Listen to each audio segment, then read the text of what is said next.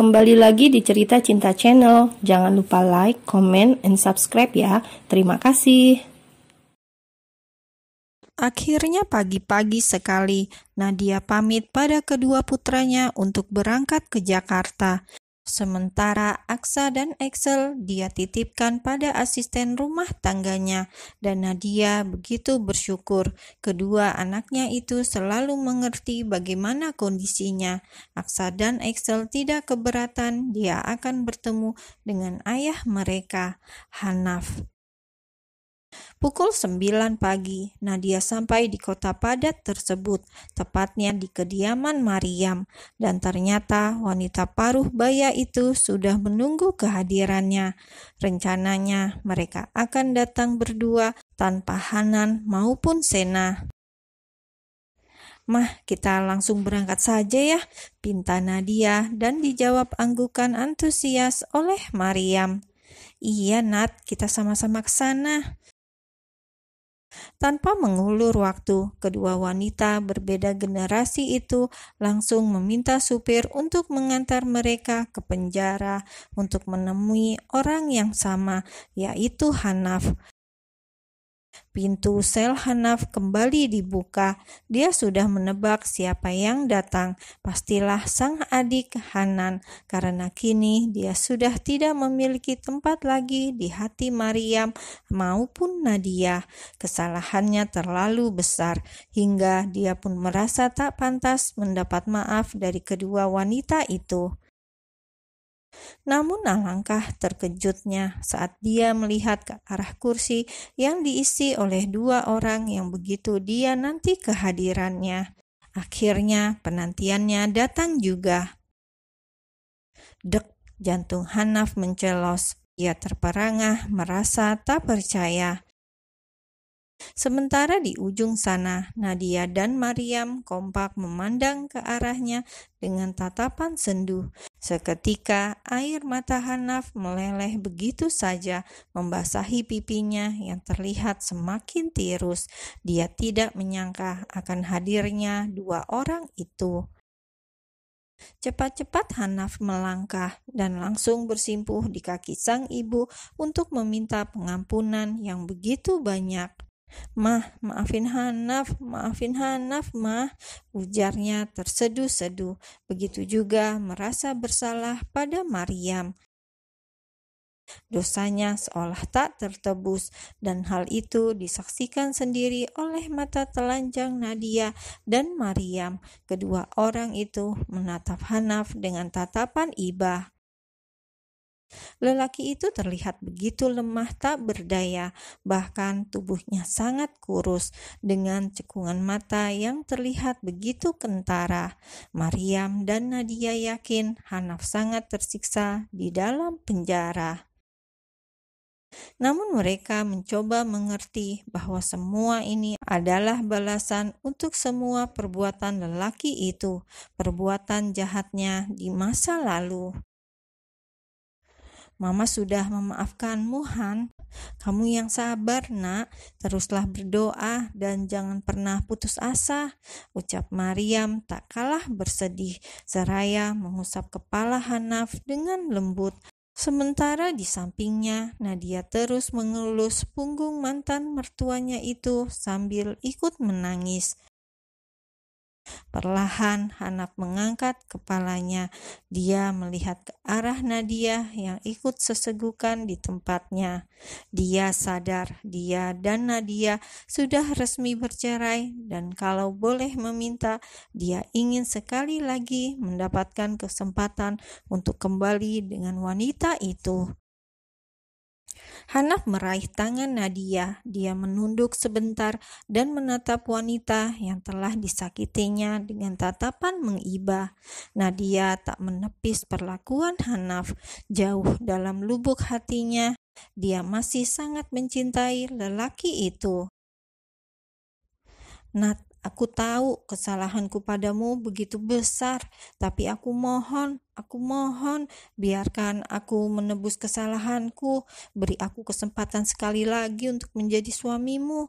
Aku tidak hanya ingin menjadi ayah dari kedua anak kita, aku juga ingin tetap menjadi orang yang kamu cintai. Maafkan aku, Nat, aku mohon. Hanaf menunduk dan senantiasa menggenggam tangan Nadia dengan bercucuran air mata. Dia berharap banyak kepada wanita itu agar mau menerimanya kembali. Melihat itu, Nadia yang masih begitu mencintai Hanaf pun ikut merasa sesak. Rongga udaranya bagai terhimpit. Tetapi tak dipungkiri bahwa sakitnya berumah tangga dengan lelaki itu masih membekas begitu utuh. Dia trauma. Dan akhirnya Nadia menggelengkan kepalanya. Dia yakin dengan berpisah dia dan Hanaf akan menemukan kebahagiaan mereka masing-masing. Maafkan aku, Mas, aku tidak bisa. Nadia terseduh-seduh dengan terus menggelengkan kepala. Hanaf semakin dibuat merana dengan jawaban Nadia. Hatinya begitu hancur melihat penolakan wanita yang dicintainya itu, ibu dari anak-anaknya. Tapi Hanaf tidak bisa memaksakan kehendak. Dia hanya berucap, "Aku akan coba mengerti, tapi ingat, Nat, bahwa sampai kapanpun aku akan menganggap bahwa kamu adalah istriku satu-satunya." Mendengar itu, tangis Nadia semakin pecah. Maryam yang berada di sampingnya terus menenangkan dan menguatkan ibu dua anak itu. Dan akhirnya waktu yang mereka miliki terkikis begitu cepat. Sebelum mereka pulang karena jam besuk sudah hampir habis, Hanaf mengajukan satu permintaan bahwa dia ingin dipeluk. Tanpa babi-bu, Maryam langsung memeluk Hanaf, memeluk dengan sangat erat. "Mama akan tunggu kamu, Han, sampai kapanpun. Mama akan tunggu kamu pulang sampai bertemu di rumah 15 tahun yang akan datang," ucap Maryam. Ikut terhanyut, Nadia pun ikut memeluk Hanaf, dan Hanaf membalas tak kalah erat pelukan Nadia, menumpahkan semua kerinduan yang bersarang di dadanya hingga tanpa sadar Hanaf menciumi puncak kepala Nadia berulang kali, menyisakan sebuah desiran di hati. Waktu berlalu semakin cepat, tak terasa 3 bulan telah terlewati dengan berbagai macam hiruk pikuk dunia. Kesedihan dan kebahagiaan silih berganti, datang dan pergi. Namun tepat hari ini di sebuah rumah besar yang ditempati oleh keluarga Hanan tengah dihebohkan oleh satu ibu hamil yang sebentar lagi akan melahirkan. Ada kepanikan tersendiri yang dirasakan oleh Hanan, bahkan dia yang paling heboh, padahal Sena masih bisa tertawa-tawa saat kontraksi yang menghampirinya mereda. "Sayang, aku masih menahannya," ucap Sena menenangkan suaminya. Kekhawatiran Hanan sangat kentara. Kini mereka tengah bersiap-siap untuk pergi ke rumah sakit.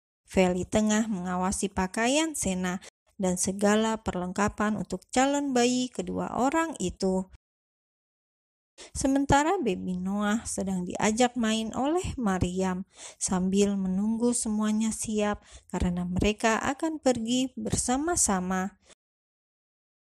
Hanan menghela nafas panjang. Setiap erangan Sena yang kesakitan benar-benar membuatnya terasa ngilu, dan dia tidak mau wanitanya itu terus merasakan lebih lama lagi. Dia ingin anaknya cepat-cepat keluar. "Baiklah, kalau sakit, bilang sakit, jangan ditahan ya." Hanan mengelus puncak kepala Sena dan menciuminya berulang kali. Hingga semuanya telah siap, mereka pergi bersama ke rumah sakit dengan diantar oleh supir. Karena Hanan ingin menemani Sena, apapun yang membuat Sena merasa lebih baik akan Hanan lakukan, termasuk menerima cakaran dari kuku-kuku tajam Sena. Seperti sekarang, setelah sampai di rumah sakit yang mereka tuju, Sena langsung dibawa ke ruangan VVIP yang sudah Hanan siapkan untuk persalinan istrinya itu. Sena menjerit tertahan, merasakan mulas di perutnya, sekaligus rasa sakit yang datang beruntung. Dia mencengkram kuat tangan Hanan. Rintihan pilu itu hanya berhenti beberapa saat saja ketika frekuensi rasa sakit yang Sena terima mereda hingga dia tidak bisa menahannya lagi. "Mas, bayi kita sudah ingin keluar." Tangan Sena meremat pinggiran ranjang, sementara tangan yang lain senantiasa digenggam oleh Hanan. Wajah lelaki itu semakin cemas. Hanya ada dia di ruangan ini untuk menunggu Sena, sementara Mariam, Feli, dan baby Noah menunggu di luar ruangan. Hanan berteriak, dia kalang kabut melihat Sena yang kesakitan.